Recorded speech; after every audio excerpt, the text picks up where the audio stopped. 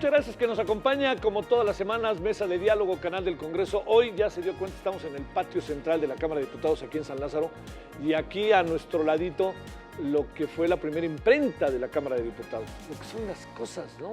Fíjese el tamaño de la imprenta y hoy cómo son las publicaciones, cómo se editan, cómo se imprimen y además pues lamentablemente cada vez hay menos publicaciones, ¿no? Más bien todo se va a través de la red, etcétera, y bueno, y en eso estamos. Estamos en este muy bonito edificio aquí en el mero en San Lázaro, estamos en la sobre todo con este intento que hemos venido haciendo a lo largo de todas estas semanas, que es conversar con los coordinadores parlamentarios, tanto del Senado como de la Cámara de Diputados, de las diversas fuerzas políticas. Y bueno, se está acabando el año, pero está empezando otra parte, que va a ser la intensificación al máximo de la obsesiva elección, como he repetido en varias ocasiones, del 2021. Hoy está con nosotros el coordinador parlamentario del Movimiento Ciudadano, Tonatiuh Bravo, diputado, que está con usted y con nosotros, que le debo decir, es muy probable que mucha gente lo sepa, pero él tiene una larga trayectoria académica, incluso fue rector de la Universidad de Guadalajara, de la UDG, y ha pasado pues, por diferentes cargos en ese sentido, conociendo esta vida académica y hoy en su función de diputado. Bueno, Tonatiuh, diputado, ¿cómo has estado? Bien, estimado Javier. Es un gusto. ¿Cómo has estado? Igualmente, ya sabes, bien, aquí trabajando. A ver, ahí te va la primera. ¿Es muy diferente ser rector a ser diputado? Totalmente. Lo que más trabajo me costó es que el discurso y el mensaje de un rector es totalmente bien planeado, bien pensado, con muchos equilibrios que te enseña la vida académica y muy poco improvisado. Y aquí, en la Cámara, la velocidad y la improvisación es lo que en muchas ocasiones caracteriza, cuenta, la intervención rápida, sí, y la imagen y el flachazo es lo que cuenta. Entonces, esa es la parte que más trabajo me costó de nueva cuenta. Como esto que significa la reacción inmediata ante las cosas, ¿no? Así es. Bueno, a ver, ¿cómo vamos a empezar de esta manera, si te parece, Tonatiuh? ¿Cómo definir el trabajo que Movimiento Ciudadano, un partido que va emergiendo, que yo creo que se convierte en una fuerza política, es reconocida, ¿no?, como interesante, cómo va emergiendo el trabajo en la Cámara de Diputados? ¿Qué ha pasado en la Cámara de Diputados a lo largo de estos 2 años? Historias que contar de lo que ha hecho Movimiento Ciudadano en la Cámara de Diputados. Bueno, la primera dificultad que tuvimos, todas las fuerzas políticas, pero en particular Movimiento Ciudadano, es que es la primera vez que arribaba al poder una fuerza política de izquierda. El presidente Andrés Manuel López Obrador encabezó siempre una propuesta de izquierda. En 2 ocasiones fue acompañada de Movimiento Ciudadano, aunque en esta ocasión no fue acompañada por Movimiento Ciudadano. Movimiento Ciudadano se caracteriza por ser un partido que también se inscribe en la izquierda. Sí. Entonces, llegar a la Cámara y pensar que vas a tener la crítica o la oposición que desde la izquierda se tuvo en los años anteriores, pues no era ni la mecánica ni era la forma de ubicarte en el nuevo contexto político del país. Esa dificultad poco a poco fue venciéndose en la medida en que se replicaban prácticas y acciones que han caracterizado otras épocas del país. Por ejemplo, que la agenda fundamental de la Cámara de Diputados sea la que el presidente dicta. Por ejemplo, que el presidente propone una iniciativa y a los 3 días ya se quiere votar en la Cámara. Sí. O que el presidente propone el presupuesto y le pide a sus grupos parlamentarios lo aprueben sin moverle 1 milímetro. Entonces, ahí nos damos cuenta de que hay causas superiores para el país, que el equilibrio, la división de poderes tiene que ser una realidad en cualquier tiempo, frente a cualquier gobierno, y que seguirla reivindicando desde la izquierda es muy importante. Bueno, eso es como contexto general. Y ya como contexto particular te puedo decir que los casos específicos que han marcado la acción de Movimiento Ciudadano, bueno, el primero de ellos es que el presidente ofreció al país una nueva reforma educativa. Y entonces esa reforma solo se podía hacer modificando la Constitución. Y ahí Movimiento Ciudadano tuvo un rol muy importante al lado de los demás grupos parlamentarios de oposición, en los cuales de la iniciativa que propuso el presidente hicimos una iniciativa paralela y lo que se dictaminó fue diferente fue enriquecedor y creo yo que se pudo conducir una reforma educativa adecuada. Se perdieron algunas cosas, pero se ganaron otras.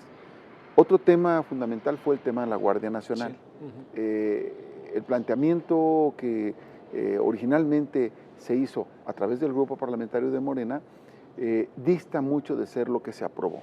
En lo que ocurre en el actual régimen es que hay una idea y se materializa muy rápido en una acción, pero que no tiene ni todo el análisis, ni todo el contexto internacional, y entonces eso hace que se tenga que hacer esa valoración aquí en la Cámara, pero frente a un Ejecutivo que no está acostumbrado a que la Cámara haga el equilibrio, la división de poderes, y por lo tanto todavía se sigue viendo como un cuestionamiento al Ejecutivo el simple hecho de que te pongas a pensar diferente. No platican con el presidente, ¿verdad? Solamente una vez nos hemos reunido, en una ocasión en que Mario Delgado organizó un desayuno en Palacio y acudimos todos los coordinadores de las fracciones parlamentarias. Nos acompañó el consejero jurídico Julio Scherer y tuvimos la oportunidad de platicar ahí un par de horas con el presidente. ¿Qué tal estuvo la reunión? Muy, muy amena. La verdad, el presidente es un gran conversador. Sí, sí. Es una persona con la que indiscutiblemente está hablando uno con alguien que trae el pulso de muchas cosas del país en la mano, que trae una agilidad mental respecto de muchos temas y de muchas cosas. Y cuando está, digamos, en el plan de una conversación profunda, no solamente es un gran conversador, sino es una gente con detalles y con cosas, ¿no? Yo creo que fue buena, pero si la pregunta es para saber si hay un diálogo entre el Ejecutivo y el Legislativo, no lo hay. No lo hay. No lo hay. ¿Y qué hacemos ante eso, Tonante? Ahora la Secretaria de Gobernación ha hablado de la importancia de reunirse con las fuerzas políticas para hablar de la agenda. La verdad que me sorprende un poco, faltan 2 semanas para que acabe el periodo, pero ¿hay algo sobre eso o no? Pues el día de ayer nos reunimos con la Secretaria de Gobernación. Ella, la ministra, es muy amable, yo le sigo diciendo ministra, así la conocí y me gusta mucho decirle ministra. Y ella es muy amable, hace su mejor esfuerzo, pero bueno, el presidente, este periodo está caracterizado por una prevalencia total del propio titular del Ejecutivo, del propio presidente. Él es el que fija la agenda, él es el que cada mañana habla de los problemas, de las cosas, etcétera. Los demás secretarios tienen menor impacto, de no ser uno o dos de ellos, Marcelo Ebrard entre ellos, pues la verdad no hay una agenda diferente, y el diálogo con las fuerzas políticas es muy precario, no solamente porque no es que no sea la voluntad de la ministra hacerlo, sino es porque el propio presidente no da el espacio. Sí. La manera en cómo el presidente se dirige a la oposición es una manera muy poco constructiva, es una manera frontal en muchas ocasiones. No pretende la construcción de algo, sino más bien la separación y luego después la confrontación, ya sea por la vía electoral o por la vía ni hay un debate que haya construido en el cual hayamos podido cambiar un ápice de lo que pensaba el presidente antes y de lo que puede pasar después. Entonces, esa es la cuestión que dificulta, no solamente con nosotros, sino con los demás poderes, con las entidades federativas, cualquier acercamiento, cualquier mecánica de diálogo. A ver, en lo que va del periodo ha habido asuntos como el de la Guardia Nacional, al que hace referencia, etcétera, pero ha habido otros en donde la impresión que queda es que les echan la maquinaria y no hay un debate amplio, ¿no? A ver, hablemos del caso de la famosa subcontratación. ¿Crees que vaya a haber algún cambio? ¿Crees que se vaya a atender las opiniones de ustedes? ¿Alguna cosa de esta naturaleza? ¿O estamos, para decirlo claro, ante una simulación y hacemos la discusión y al final decidimos lo que nosotros queremos? Bueno, lo primero, sí ha caracterizado la simulación en varios casos, en donde simplemente aplican la mayoría, hacen una simulación de parlamento abierto, y aprueban lo que ya tenían contemplado. ¿Cuáles casos? La discusión del presupuesto, de la ley de ingresos, etcétera, ¿sí? Fue muy poco lo que modificaron.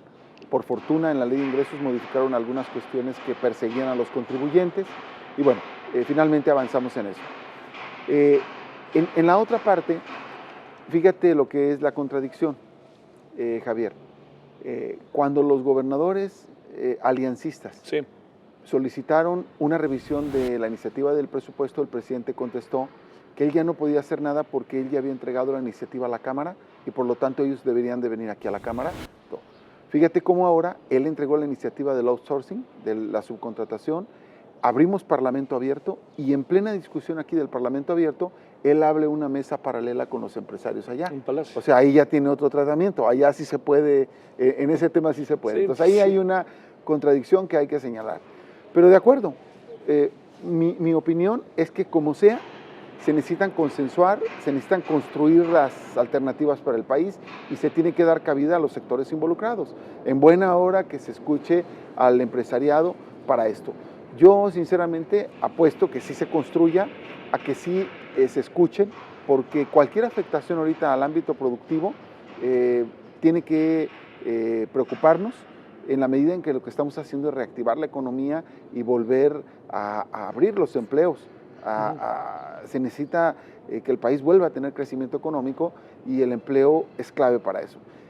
Por ese motivo, a mí me parece que sí se debería de escuchar. Ahora, escuchar no significa ceder en todo, pero sí introducir elementos, cuando menos de mínima gradualidad, que permitan que todo el mundo pueda ponerse las pilas frente a la nueva realidad.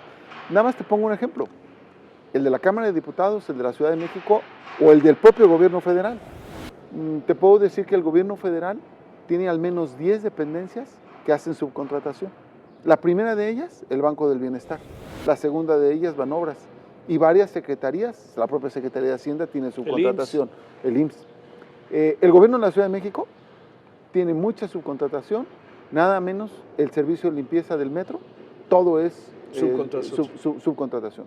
Aquí en la Cámara de Diputados, el servicio de limpieza era de subcontratación. El año pasado se regularizó esa situación con todos los trabajadores y todo. Claro, existe la partida, pero ya pagar prestaciones y pagar todo lo que implica esto, implica más presupuesto. Entonces, todo el mundo tiene que hacer una readecuación a lo que estaba acostumbrado a hacer. Y una cosa muy importante que a mucha gente no le gusta decirla porque cree que pierde popularidad, y no es mi caso, es que también debe haber un cambio en los sindicatos. ¿Por qué en las mismas entidades públicas se busca la subcontratación? Porque el trato con los sindicatos y con las prestaciones se convierte en un problema de ineficiencia, de ineficacia, con cargo al erario sistemáticamente. Tú tienes muchas deficiencias en el trabajo final porque los sindicatos se convierten en todo. Entonces, si aquí el presidente está diciendo nadie tiene por qué hacerse rico del trabajo de los demás, estamos de acuerdo, pero que eso incluya también a las cúpulas sindicales. Sí. ¿Sí? No, es que nada ahí más. Hay un lío histórico, ¿no? Sí, no nada más a las empresas. Oye, a ver, Tonatiuh Bravo, déjame plantearte de estos asuntos que para que en la segunda parte de la conversación hablemos ahora sí que de asuntos muy que tienen que ver con un futuro inmediato, elecciones, qué va a ser Movimiento Ciudadano, en fin, ¿no? Por dónde va, qué posibilidades tienen de triunfo, en fin, ¿no? ¿Qué es lo que están contemplando? Pero déjame plantearte, a ver, dos temas. Uno, el educativo. Te planteo, a ver, tú has tenido una experiencia académica de décadas. Entramos en un proceso complicadísimo con la pandemia y echamos a andar un sistema que algunos dicen bien que mal funciona. ¿Qué pensar de todo este proceso de desarrollo educativo? ¿Qué se ha podido discutir en las cámaras? Esto de la televisión como eje, pues, del proceso educativo, la enseñanza a distancia, las redes, todo esto. Bueno, lo primero que te quiero decir, Javier, es que no hemos dimensionado suficientemente la afectación que el ámbito académico va a tener, porque pareciera que tú suspendes clases, todo el mundo se queda en sus casas, teóricamente, entre comillas, y no hay un daño mayor. No, no es así. En el ámbito educativo, la pérdida, el problema es que la mides en décadas perdidas. Y yo mucho me temo que hay todos los elementos para decirte que vamos a tardar una década en recuperar el ritmo académico y de formación educativa que tenía el país. ¿Como mundo o como país? No, como país.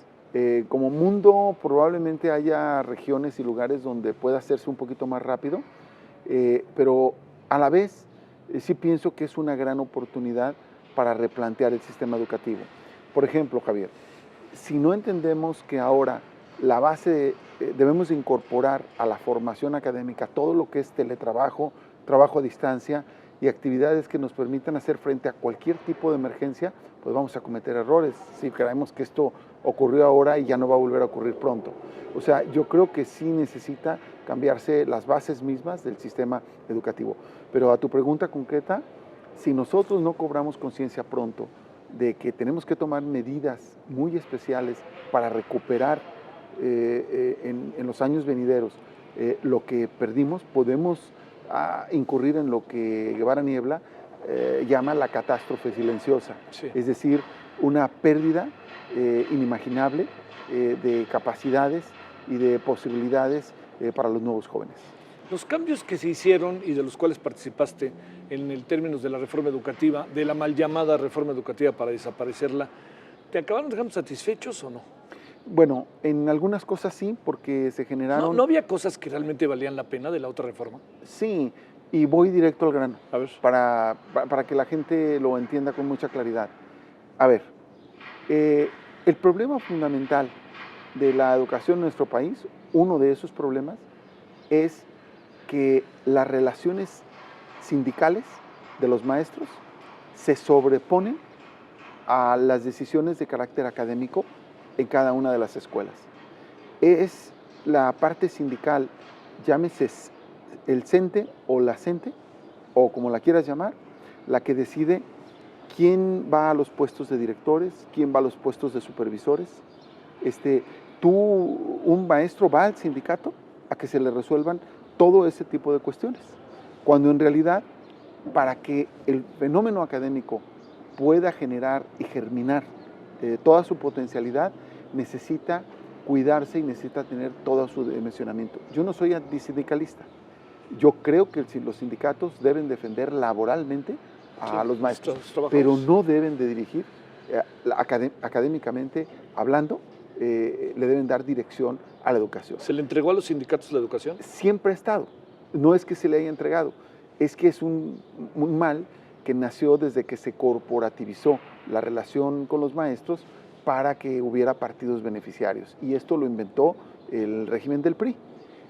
Después lo continuó y lo profundizó los regímenes del PAN, nombrando ni más ni menos que al subsecretario, al sobrino, al yerno, perdón, de la dirigente sindical.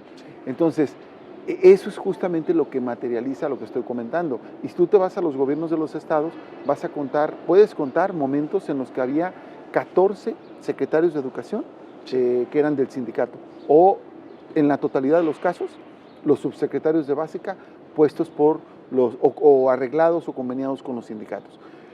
Yo te pregunto una cosa, es como si un sindicato pone a quien va a ser rector de una universidad o pone al que va a ser director de una facultad. Realmente en el mundo eso no es lo que se ve.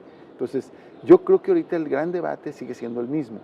De la anterior reforma, la que tú comentas, mal llamada reforma, tuvo efectivamente un gran acierto, porque marcó esa distancia. Pero tuvo el error de que el régimen priista que lo hizo pensó que bastaba una decisión política del régimen para llevarlo adelante e imponérselo a los maestros. Y una cuestión en educación impuesta no funciona. No, sí, no. Si ahora... Menos en el terreno educativo, ¿no? Así es. Ahora, ¿cuál es el problema? El presidente de la República tenía compromisos con la CENTE, y esos compromisos con la CENTE finalmente se han visto materializados en una reforma que matizó la evaluación. Si tú me preguntas académicamente qué es lo que hace que una educación sea buena, que tú puedas evaluar el trabajo del profesor, que el mismo profesor participe en esas evaluaciones y que vayamos siempre trabajando por cómo mejorar los resultados de la educación. Si tú atenúas lo que es la evaluación, pues entonces nunca vas a tener los parámetros que te indiquen cuáles son tus problemas, cuáles son las cosas y todo lo demás. Ahora, más allá de eso, Javier, hay una realidad que hay que decirla. Si tú y yo vamos en este momento a una telesecundaria de tal zona rural, si tú y yo vamos ahorita a una secundaria de tal población, si tú y yo vamos a una primaria, probablemente de aquí mismo, de la Ciudad de México, en barrios, tú te vas a dar cuenta del abandono de años que tiene la educación. Te vas a dar cuenta de las condiciones precarias en las que se lleva a cabo. Sí, hasta las instalaciones, ¿no? Todo. Instalaciones, todo. Entonces, realmente el país no ha cobrado la conciencia de lo que eso significa y es precisamente a lo que tenemos que ir. Por eso, yo soy de los que ya no la piden con moño. Digan reforma educativa A, reforma educativa B, no me importa, lo que yo reclamo es que se atienda al ámbito educativo, que se le apoye, que se respalde al maestro que hace su trabajo académico, que se respalde a las niñas y niños en este primer encuentro. Fíjate, en todos los países que ponderan esto de manera diferente, la escuela es el ejemplo de lo que mejor debe funcionar en cualquier comunidad. Sí. Entonces, es el eje. Eso es lo que quisiéramos hacer. Bueno, vamos a hacer una pausa, si te parece, Tonatiuh. A ver, te planteo. Ha quedado la idea de que quedó criminalizado el tema de la marihuana en el Senado. ¿Cuál es la impresión que tienes, no? Que hablemos de ese tema después de la pausa. También de otro tema que sería importante poner en la mesa es cómo se están dando las fuerzas políticas al interior de la Cámara para poder tomar grandes decisiones. Y lo otro sí es la política. ¿Qué va a pasar con Movimiento Ciudadano, supones, el año que entra? ¿Por qué anda de la greña el gobernador de Jalisco con el presidente?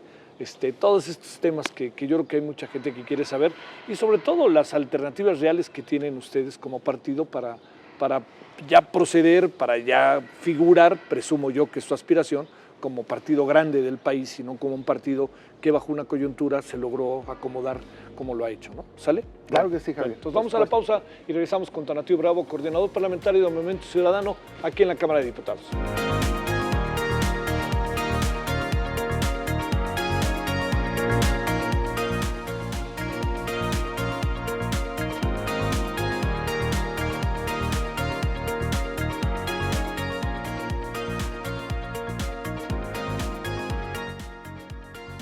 Bueno, estamos de vuelta aquí en la Cámara de Diputados, en el patio central. Estamos conversando con Tonatiuh Bravo, quien es el coordinador parlamentario de Movimiento Ciudadano.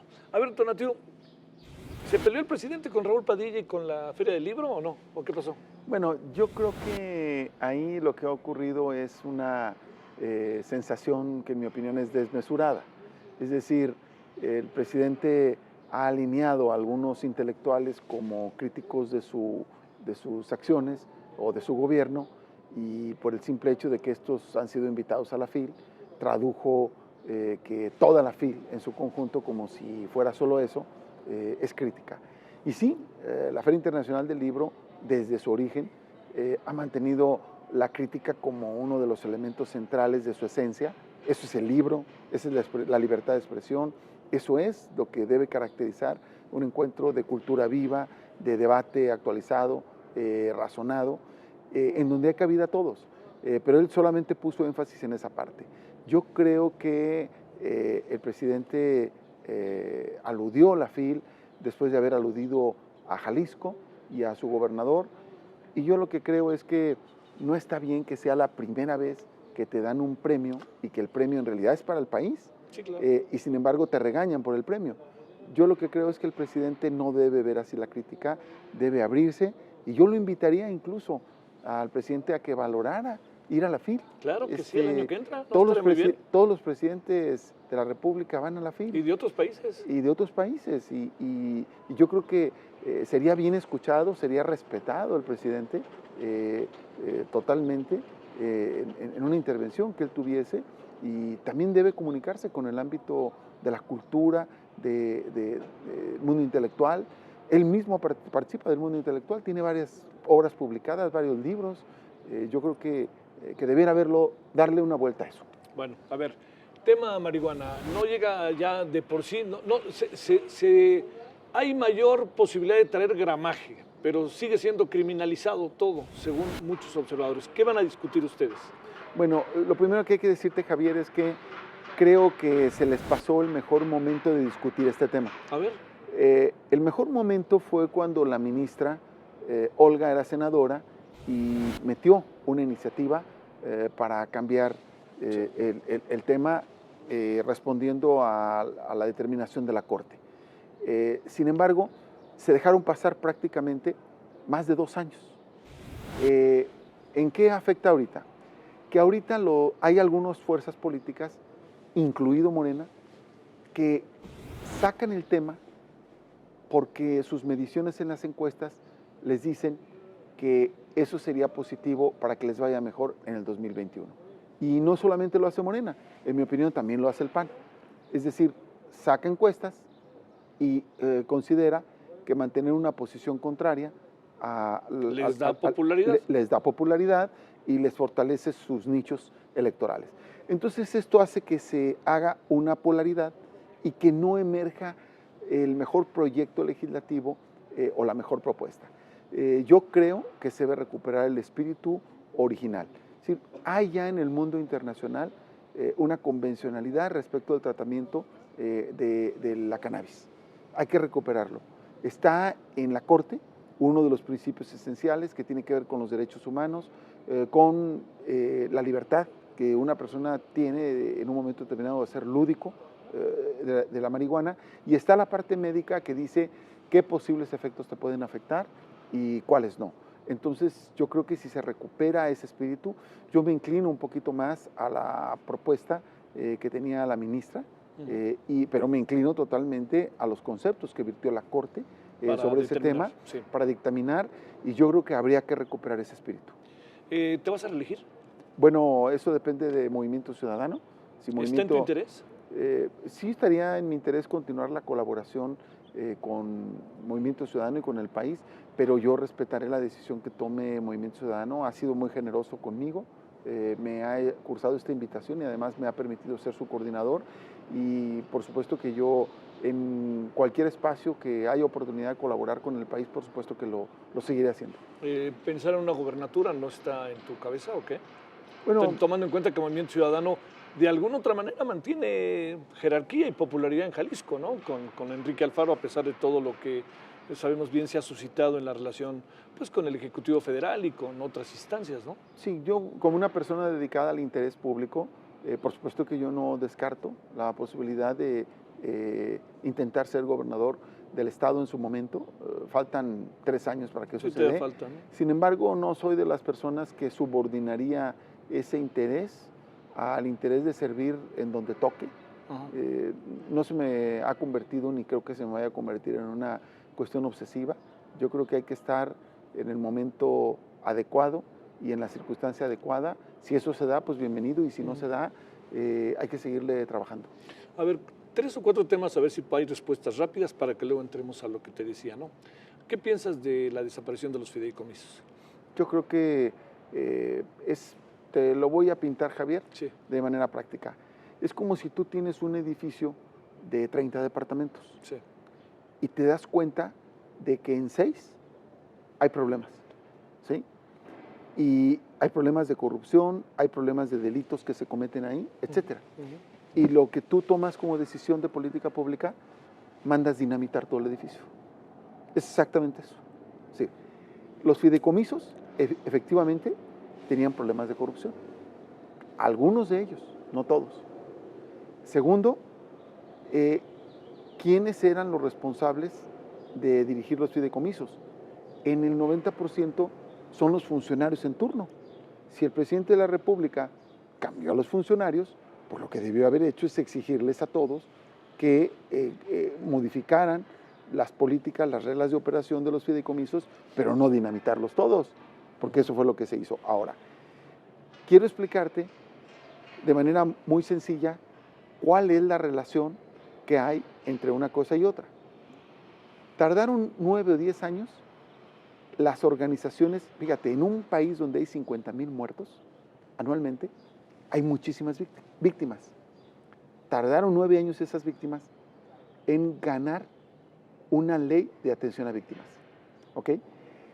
Se aprueba la ley y la ley dice, toda víctima tiene derecho a una restitución o una restauración de su daño, etc.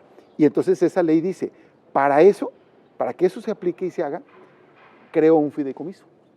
Y ese fideicomiso va a tener los recursos que permitan atender a las víctimas. Todo. Sacas tú la ley de ciencia y tecnología, La ley de ciencia y tecnología dice, habrá proyectos regionales, por lo tanto, vamos a abrir fideicomisos que son los instrumentos para cumplir estos propósitos. Entonces, toda ley tiene un instrumento que asegura la aplicación y la realización de la política pública que estás planteando. Dime de qué te sirven todas las leyes, la de desastres naturales, la de ciencia y tecnología, la de desarrollo metropolitano, si les quitas el instrumento con el cual van a aplicar la política. Y tú dices, les quitas el instrumento y luego en el presupuesto te das cuenta que no es cierto lo que dijeron. Es decir, ellos dicen, es que las instituciones mismas, las secretarías que tienen a su cargo esas tareas son las que ahora lo van a pagar, pero yo revisé todos los fondos y no se les incrementó en un solo 5 para poderlo atender. Entonces lo van a medio atender hasta donde les alcance el dinero y no cambiaron la estructura programática para incorporar esos elementos. Entonces a mí me parece un despropósito, me parece que era bueno combatir la corrupción y sigue siendo el mejor propósito, pero para combatir la corrupción no tienes que irte al aspecto radical de terminar con todo lo que tenías construido antes, como si todo hubiera sido el problema. Esa actitud le está generando muchísimo daño al país en muchas cosas. Dijeron que había corrupción en las estancias infantiles, que hicieron terminar con las estancias infantiles, cuando ahí hay un capital social que defender. Sí, sí, sí. Tienes tú una serie de elementos para terminar la corrupción, terminas extinguiendo esas realidades. Entonces, yo creo que esa no puede ser la solución, y la solución para combatir la corrupción debe ser tal que no afecte programas y elementos sustanciales de la operación. Eso es lo que yo pienso de los fideicomisos. Relación medios de comunicación y el presidente.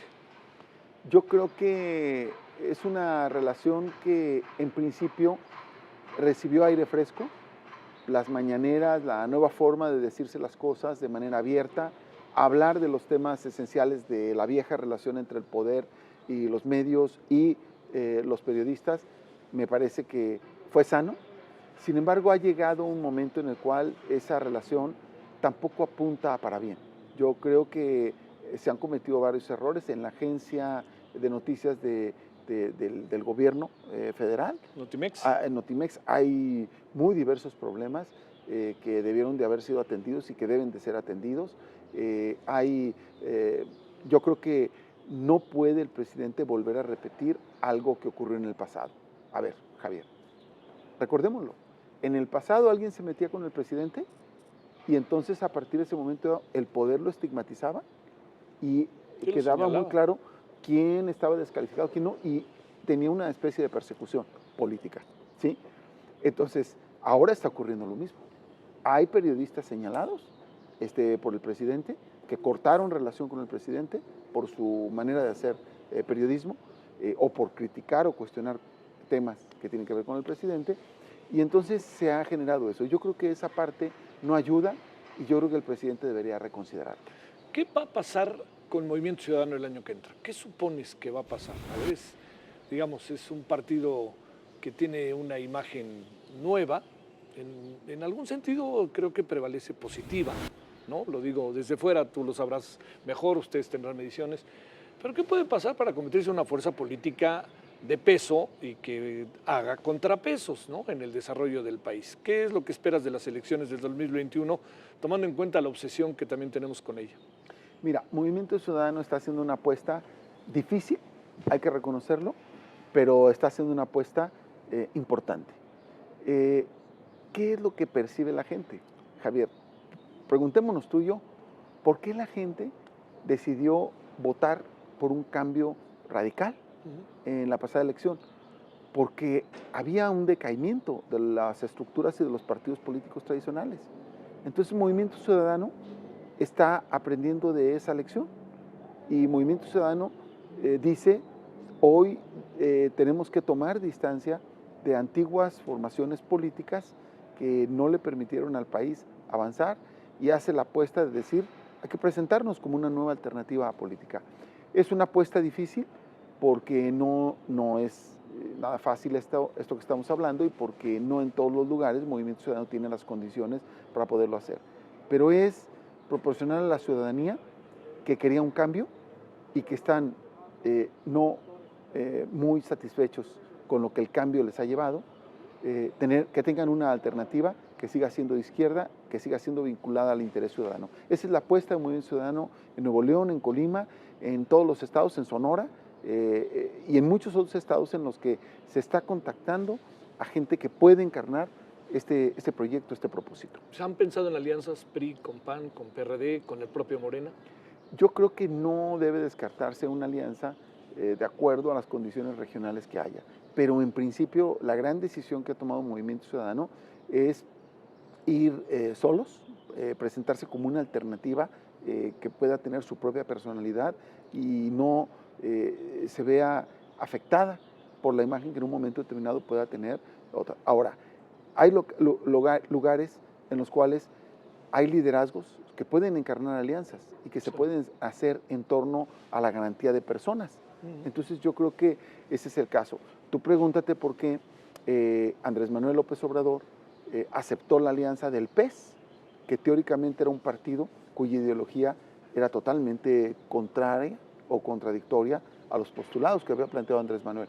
Pero ese anclaje de ese gran liderazgo que representaba Andrés Manuel fue lo que unió al PES y logró cuajar eso. Bueno, yo lo que digo es, si en algún estado de la República hay un liderazgo bajo el cual se pueda generar un proyecto, no debe Movimiento Ciudadano estar cerrado a él, pero será el análisis puntual el que lleve a eso, y la otra parte muy importante es probar en esta elección intermedia qué pasa si Movimiento Ciudadano se presenta como una alternativa muy clara, con una agenda política que la gente pueda entender.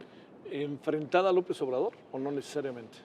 Nosotros no creemos... Ese famoso bloque de contención del que tanto se habla en la Cámara de Diputados y Senadores. Sí, a ver, el bloque de contención debe seguirse manteniendo, pero ahí estamos hablando de una relación de poderes públicos. Ahí se debe seguir manteniendo, primero, para generar mínimos equilibrios y garantizar la división de poderes. Las expresiones de grupos parlamentarios, aunque se llamen como los partidos, dentro de las cámaras, debe ser una realidad en cualquier circunstancia, gobierne quien gobierne. Donde gobierne Movimiento Ciudadano, debe haber equilibrio de poderes. El equilibrio de poderes no nomás lo tienes que defender cuando no estás en el poder. Cuando más lo debes de defender es cuando estás en el poder. Entonces, el equilibrio de poderes debe existir. Ahora, hacer la personalidad de un partido político, de una agenda política, en torno a estar en contra del presidente, no creo que deba ser la posición de Movimiento Ciudadano. Movimiento Ciudadano pelea por causas ciudadanas con o sin el presidente Andrés Manuel López Obrador, con o sin el presidente Peña Nieto. Tiene posiciones muy claras, muy diáfanas, que tienen que ver con el tipo de sociedad que queremos para el México de hoy y sobre todo de mañana. Movimiento Ciudadano quiere presentarse como la expresión joven que tiene una nueva mirada hacia el futuro de los jóvenes, y esa es justamente la personalidad que quiere claramente transmitir en el año 2021. ¿Qué esperan, Tonatiuh, de las elecciones del año que entra? Cuando te planteo, deben de tener una mayor presencia en la Cámara de Diputados, uno presupondría, tienen que pelear en serio, quizás una o dos gubernaturas, tienen que pelear muy en serio varias alcaldías o presidencias municipales. En la Ciudad de México, ¿cómo les va? Yo creo que sí está... Está como muy controlado, no lo digo peyorativamente, Morena, PAN y algo que queda del PRI, o Morena y algo que queda del PAN. Claro, yo creo que Movimiento Ciudadano tiene todas las posibilidades de hacerlo en varios estados. Creo que se tienen liderazgos y presencias que ya son importantes, y creo que va a ayudar mucho en esta elección 2021 el caso de Jalisco, sí, porque el caso de Jalisco demuestra que el cambio es posible, que es posible lograr el cambio votando por una alternativa distinta de los partidos tradicionales. Entonces, Jalisco va a ayudar. Y van a ayudar otros casos. Por ejemplo, se gobierna la capital de Colima, no es poca cosa. No. Y se gobiernan otros municipios y se tienen presencias importantes en una buena cantidad de estados. Ahora, aquí en la capital del país, en la Ciudad de México, yo creo que está en reestructuración la dirigencia de Movimiento Ciudadano, y creo que se está contactando a gente que tiene un gran interés y características muy positivas. Particularmente el trabajo de Salomón Chertovinsky es muy importante. Acaba de integrarse, ¿no? Sí, acaba de integrarse. Yo creo que va a contribuir a generar una nueva generación de liderazgos en la Ciudad de México. Yo creo que aquí en la Ciudad de México eso es lo que se tiene que hacer. Hay que tomar en consideración que el cambio aquí empezó cuando Cuauhtémoc Cárdenas ganó la Ciudad de México. Sí. Ahí hubo un primer cambio. Ese cambio generacional dio como resultado que llegara el propio Andrés Manuel López Obrador, Encinas, la propia Rosario Robles. La propia Rosario Robles. Una camada, una generación que dio. El liderazgo de Andrés Manuel López Obrador, hasta Mancera. Sí. El liderazgo de López Obrador generó que estos cambios continuaran y que culminaran con la llegada de la primera mujer desde la elección como gobernadora de la Ciudad de México.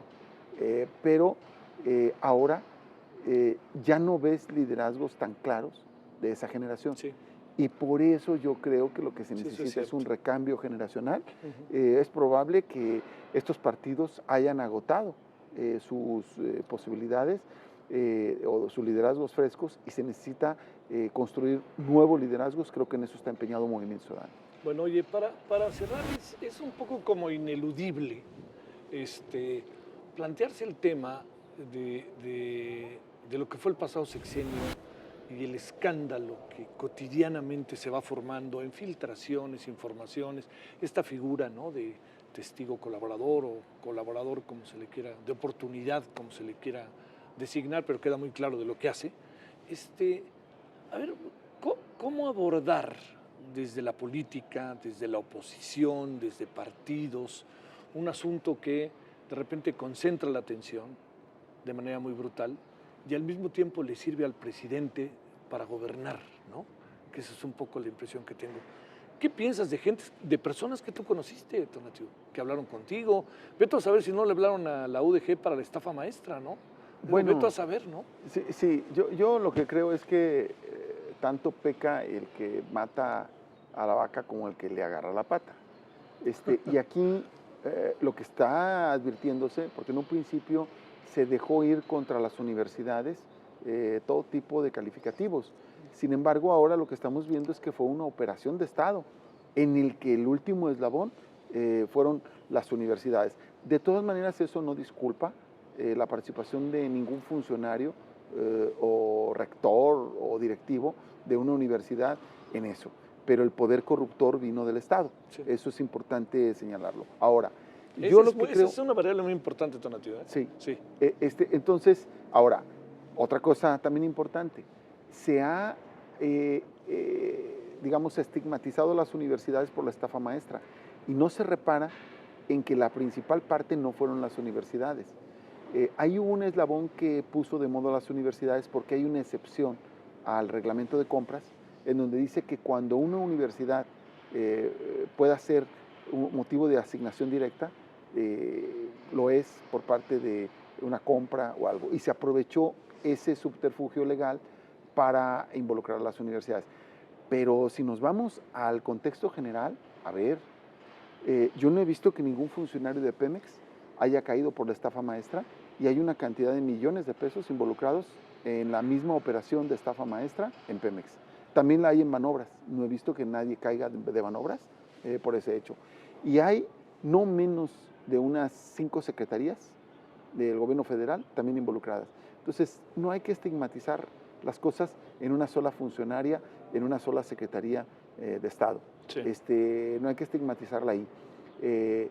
Tampoco hay que perseguir solamente a los corruptores del pasado. También hay corruptores del presente o también hay corruptores del pasado vinculados a otras fuerzas políticas.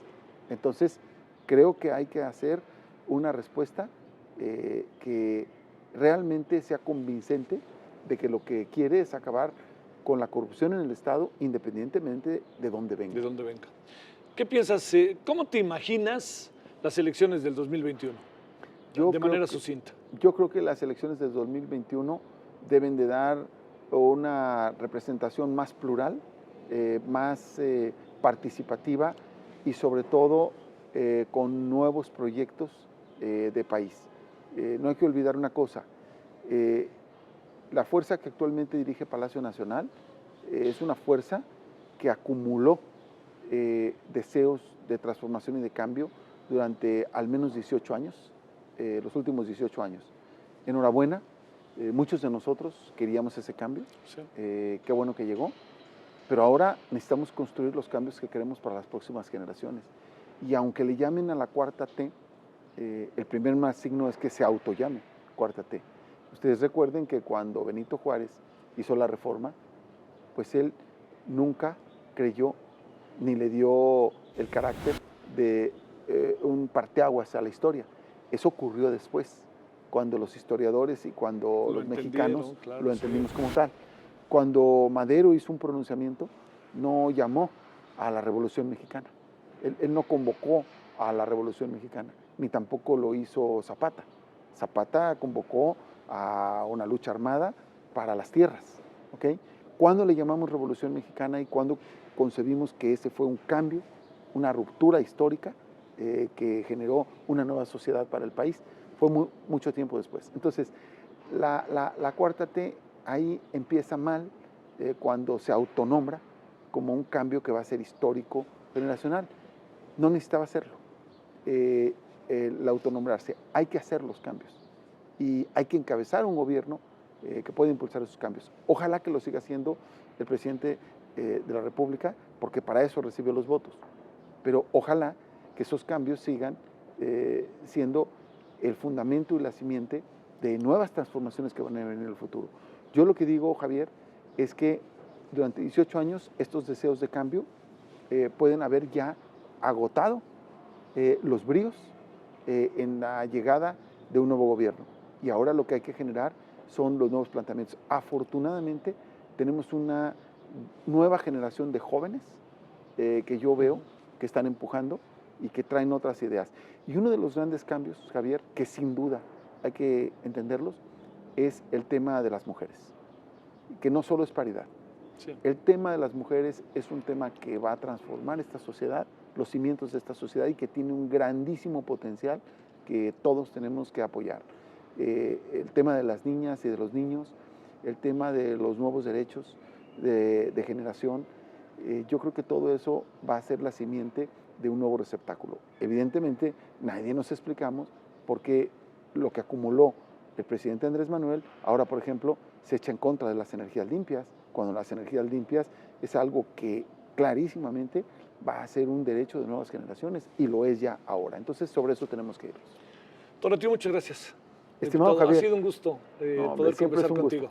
Siempre que te lo agradezco. Estar contigo y nos vemos en la FIL. Nos vemos en la FIL, ya sabes que digan lo que digan, yo sí voy. Órale, me parece muy bien. Gracias. Bueno, muchas gracias. Gracias, Tonatiu. Muchas gracias. Gracias en nombre de todos los que hacen posible esta mesa de diálogo aquí a través del canal del Congreso, en esta muy bonita vista que tuvimos hoy desde el patio central de la Cámara de Diputados. Bueno, pásela bien, hasta la próxima semana. Adiós.